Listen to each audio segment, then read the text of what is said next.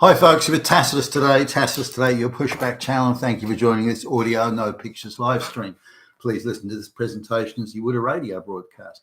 In this essay, I'd like to talk about the relentless, unending, omnipresent propaganda across the entire spectrum of globalist controlled media, and say in the case of Britain, you don't need to go any further than the BBC, the Guardian, ITV, and that sort of stuff, where it's just non-stop. And this is the talk shows, the current affairs shows, the online editions, and so on. So this they're promoting the movement of Black African peasants from Africa to the white West, and that this. Not only should it happen, it must happen, but anyone that questions it or opposes it is truly evil, maybe even Hitler personally. So how do they pitch this? I mean, how's the rationale? Well, they're short on facts, big on misinformation. The same people that complain bitterly about misinformation coming from anywhere themselves engage in misinformation to the nth degree. So that's a bit rich coming from them. But anyway, let's have a look at a few articles. Now, they're heavy on emotion in these articles. So they'll say, well, conditions in these places are, say East Africa, it could be Eritrea or South Sudan, this sort of stuff. That the conditions are pretty bad there, and people are, don't have enough food. They don't have medical care. Now, some of this is very selective on the basis that do these African peasants who live in the middle of nowhere and who are illiterate and so on and so forth, have never known anything other than a subsistence agricultural lifestyle on some remote village, do they have first world? Do they have the same medical facilities as if they had a huge Western hospital right in the middle of their little village? Well, they don't. Well, then there's something wrong. Are the outcomes, these peasants who live in the middle of nowhere, are the outcomes exactly equal with the most advanced Western situation you can imagine of a downtown hospital, and you're living next door to the hospital? So they pitch it in that sense. Now, but hold on a minute, these people live in the middle of nowhere. They live in a third world country, and have done for thousands upon thousands of years. Why should they have an equal outcome with people living in a first world country who live in a well-to-do area with private doctors and private hospital? Well, why should they have an equal outcome? That's not. You could go into the reverse. Why can't people in the West have an equal outcome with an idyllic village just living off the land in harmony with nature? Why are white people in advanced countries denied that idyllic existence? Why? There must be something wrong. We have to fix it. So the idea that there's a problem in the first place, you have to debate. But this is sort of how it's pitched, rather than sort of go down the path of facts and absolute reason. It's pitched emotionally. Little Magumbo, she cries. She cries because she remembers her little baby sister who died needlessly from starvation. Died from starvation. Little Magumba weeps. Her tears go into the dust on the ground and weeps some more. And oh, little Magumba. And little Magumba dreams of being an astronaut and going to the moon. She wants to pursue her dream. Are you going to deny her dream, you fucking Nazi? So this is how it's all pitched, and the presentation and the whole delivery is extremely emotional and laced with assertions that can't be verified. Little Magumba remembers when the men came into her village and killed and raped all the women. Now, little Magumba's only 5 years old, and the event they're talking about was 6 years ago. So little Magumba was -1, and she witnessed all this and dutifully recorded it all and tabulated. No. So they're not even attempting to be coherent in their delivery. It's just simply an emotional. And because of the hardships little Magumba has suffered, then she is entitled to come to a first world country. Well, stop. Little Magumba speaks a certain language. They've got a certain religious practices and cultural practices and ritualistic practices. Wouldn't it be fair and reasonable that she should stay in an area that still has those practices, or still where people in common, languages in common, customs in common? Isn't that reasonable? No. She has to come to a first world country at the expense of the first world taxpayer. That is the only solution that can be countenanced. Well, wait a minute. Okay. So she shouldn't stay in the area, that part of Africa or somewhere. Just move to an area that's not subject to, say, warfare or civil warfare or some sort of civil strife.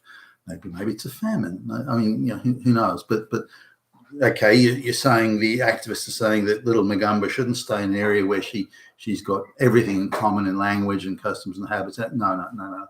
All right, then. Well, there's quite a large and very well provisioned United Nations run refugee camp. In fact, there are a number of them where they can have access to medical care, free food, free accommodation, free clothing, water is supplied, everything is supplied to them. Shouldn't they go there and wait until the situation settles down? No. The only solution is to come to the rich white West. Oh, okay. But what's wrong with that refugee camp? You fucking Nazi! Only going to the white West. That is the only solution. White West going. Okay, all right then. So there's a few more stories there of, and then they'll come up with someone else's name, and it'll be a woman, and she was raped 10 million times by this and that. But it's always the gender studies priority list of oppression against women and children. The things that happen are only off that list. Now, what's the reality here? Well, the reality is a little bit different. The country's had a few years of very bountiful harvests, and a lot of external, United Nations aid coming in terms of food supply and so on. And the population exploded in this area, absolutely exploded in this area, as it does. The minute they've got anything, a level of food above minimal subsistence, it instantly translates into procreation. And women don't have one partner, they have multiple sexual partners or procreation partners, so that the population then is multiplied. It's nothing for a 23-year-old woman to have 5 children, for example, assuming they survive. So they've had this population explosion, and then there's some sort of civil strife. They can't. There's not enough food to go around. Maybe instead of bountiful harvests, the harvest returns to normal. The normal rainfall instead of the excessive rainfall that happened in the last several years. And remember, these people live right on the margin. There's no surplus to move around. So they still keep procreating even though the food supply is coming down. So there's a huge amount of infant mortality. Now, this is all tragic. It's terrible.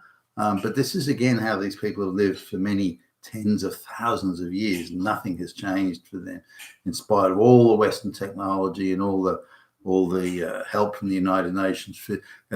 Nothing really changes.